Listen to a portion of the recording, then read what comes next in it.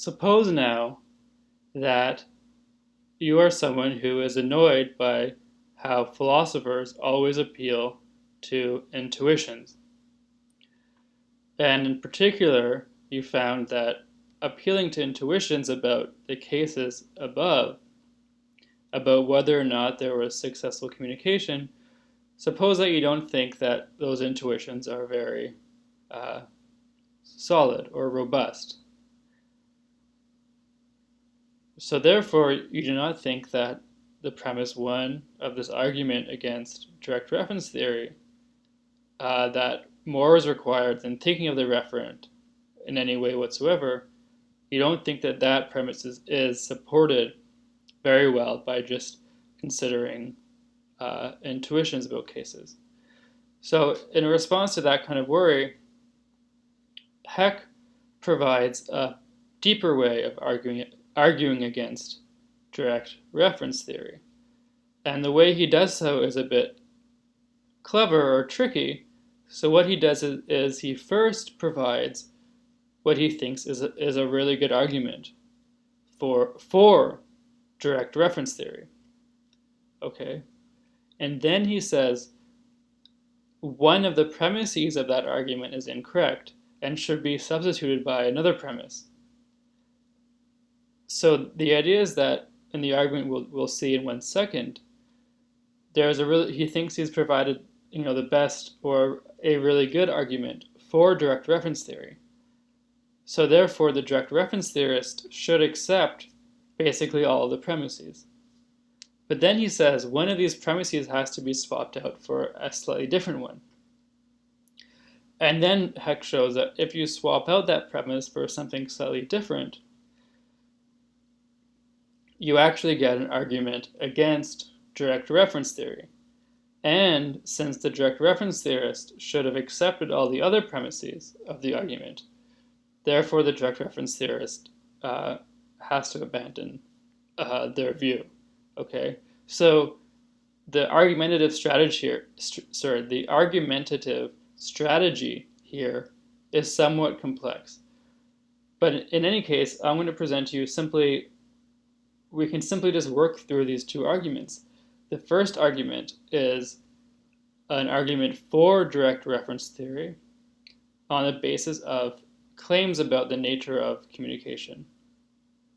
And then we'll see a second argument, which is an argument against direct reference theory, and which is supposed to be based on a better claim or a more sophisticated claim about the nature of communication.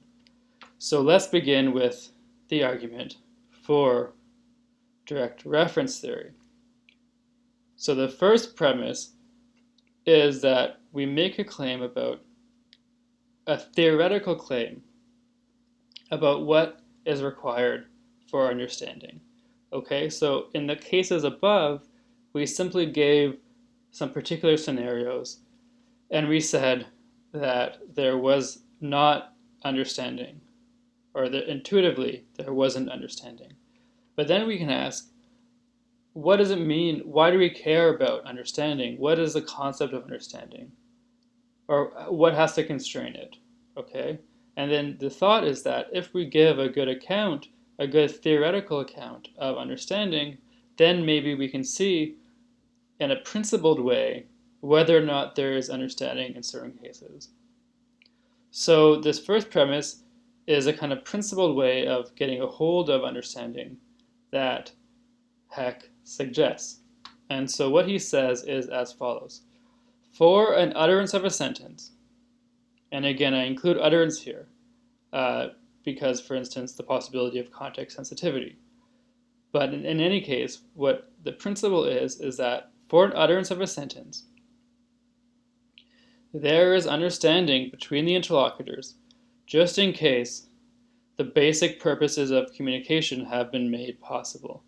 So what Heck suggests is that we should get a theoretical grasp on what's involved in understanding by thinking of it in terms of the satisfaction or the enabling of the basic purposes of communication. Now, the next premise is a specific proposal for what the basic purpose of communication is. So one might think that the transfer of information is the basic purpose of communication. Now, what does that mean? What does it mean to talk about the transfer of information?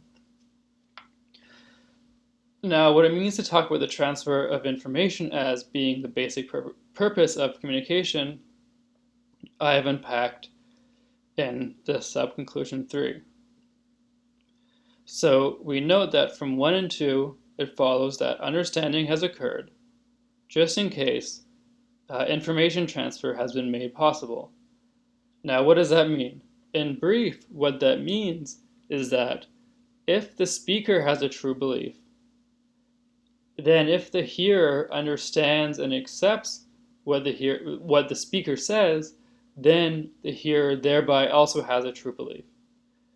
So what it means for information transfer to be the basic purpose of communication is that if the speaker has true information, then they are able to transmit that true information to the hearer. So again, communication allows a speaker to share a true belief. Okay? And so what that means is that a hearer, if the hearer understands and accepts what a speaker is saying, then if the speaker has a true belief, then the hearer thereby will also have a true belief. So the idea is that communication has to enable the transmission of true beliefs. There can't be understanding where the speaker has a true belief. There can't be understanding in that case if the hearer understands and accepts but does not thereby have a true belief. So again, this is what it means to say that the transfer of information is the basic purpose of communication. Now, subconclusion 4, what you have to notice is that in order for there to be the transfer of information, in order for understanding to guarantee that a speaker's true belief will lead to a true belief of the hearer, all that matters with regard to understanding of a singular term is that the interlocutors think of the same referent. Okay? It doesn't matter in order for the transmission of true belief to be made possible, it doesn't matter whether the interlocutors think of the referent in a similar or related way. All that matters is that the interlocutors think of the same referent. So for instance, if I have a belief about some object, okay, so I believe, for instance, that the object is expensive, and I won't bother filling out this example much more, but just imagine that I have a belief about some object that is expensive, and suppose that belief of mine is true. Now suppose I try to tell you that this object is expensive. Now, if my belief is true, if it's true that this object is expensive, so as long as you form a belief in interpreting me that this very same object is also expensive, then your belief will also be true, because the truth or falsity of the belief just depends on whether or not the object in question is expensive. It doesn't depend on how it is that me or you or anyone else happens to think of the object. Okay? So if all that matters for communication is that a true belief can be transmitted, then when it comes to singular terms, all that matters in order for there to be communication is that the interlocutors think of the same referent. And it doesn't matter whether or not they think of that referent in similar ways or not, okay?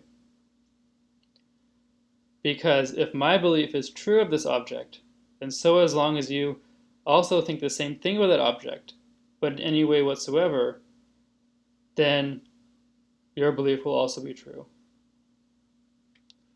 So now we have this principle that the meaning of a singular term, there's a typo here.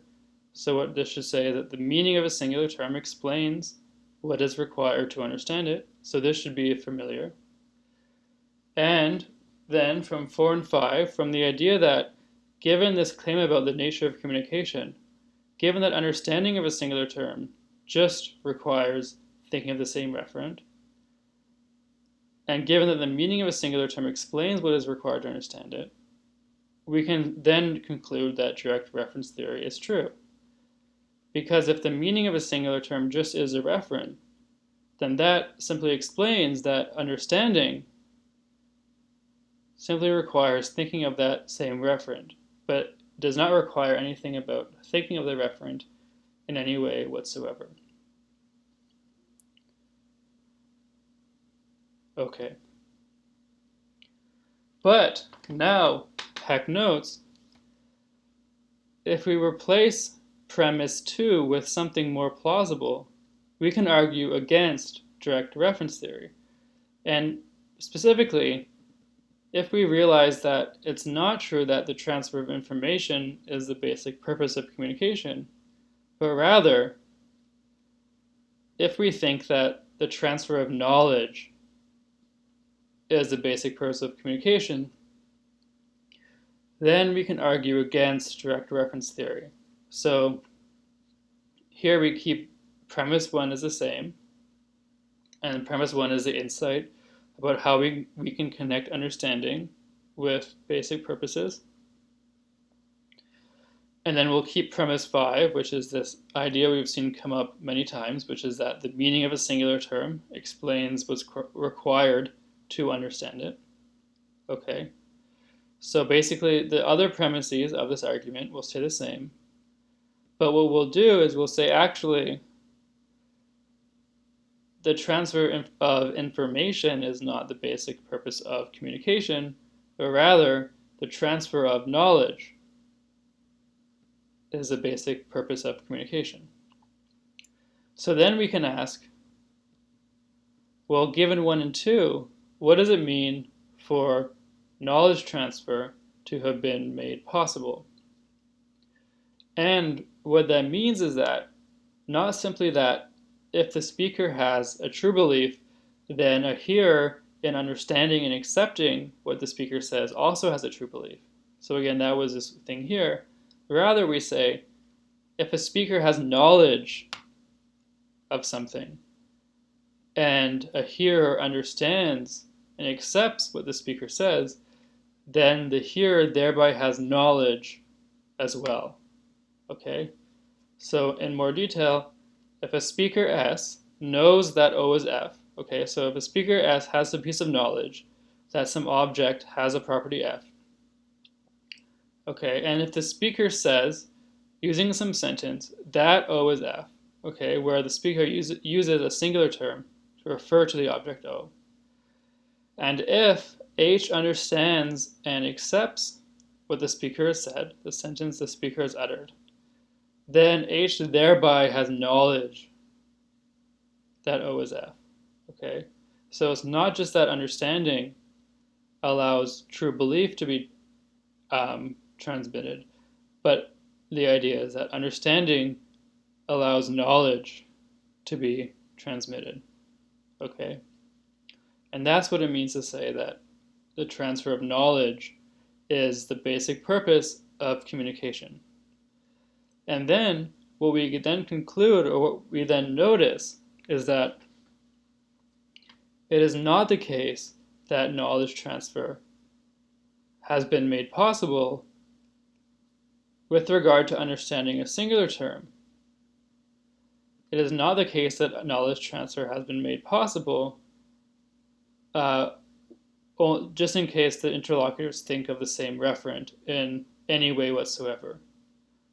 Rather, in order for the transfer of knowledge to be made possible, the interlocutors have to think of the same referent in appropriately related ways. Because otherwise, if the interlocutors are thinking of the same referent in any two ways whatsoever, it could be a matter of mere luck that the hearer also forms a true belief. And if you form a true belief as a matter of mere luck, that true belief does not amount to knowledge. So let's just, in order to make this fourth sub-conclusion more vivid, let's consider again the very first case, where John and Sally are watching the TV, but also discussing a man, M, who they've seen on their train commute. And in this case, John looks at the TV and says, "That man is well dressed," talking about the man on the TV, and neither John nor Sally realize that the man on the TV is the same man as on their commute. And Sally thinks they're still talking about the man from their commute. So in understanding and interpreting John, she forms the belief she would express with the sentence, "That man on our commute is well dressed." Whereas what John is trying to say is that that man on the TV is well dressed. Now, the idea is that it's merely a matter of luck, in this case, that Sally is thinking of the same man as John. Okay? If Sally were to properly interpret John and think of the man on the TV, and if it's true that the man on the TV is well dressed, and John has knowledge of that, then Sally will have gained that knowledge as well, because she will have properly interpreted John when he's trying to transmit that knowledge to her. Whereas if she misinterprets his demonstration and thinks of the man on their commute, even though she is thinking of the same man, and therefore if John's belief is true, then Sally's is as well. Even though that holds, Sally's belief might not amount to knowledge, because Sally is merely lucky that she's thinking about the same man as John is, because she has misinterpreted their belief. She has misinterpreted his demonstration, and it could very well be that the man on the commute is not the man on the TV. So there's no guarantee that Sally is forming a belief that amounts to knowledge, okay? Because it's merely a matter of luck that Sally is thinking of the same man as John is, okay? So, if we think that the basic purpose of communication is the transfer of knowledge, and we think that understanding requires that, the basic purpose of communication has been made possible, then we realize that understanding a singular term requires more than that the interlocutors think of the same referent. It requires that the interlocutors think of the same referent in appropriately related ways. So this should say appropriately related ways. Okay? So given the idea that the transfer of knowledge is required to be made possible, understanding of a singular term has occurred just in case the interlocutors think of the same referent in appropriately related ways. Since otherwise, if they were just thinking of the same referent in any two ways whatsoever, it could be a matter of mere luck that the hearer also forms a true belief. And then we have the same premise as above, which is that the meaning of a singular term has to explain what's required to understand it. So given 4 and 5, the meaning of a singular term has to be more fine-grained than its referent. The meaning of a singular term has to include more than just its referent, because we need to be able to explain why more than just thinking of that referent is required for understanding. And that is to say that direct reference theory is false. Okay? So this is the kind of more deep argument which Heck provides against direct reference theory, and it's based on claims about the nature of communication. So as an exercise, just as you thought about what premise here the direct reference theorist would deny,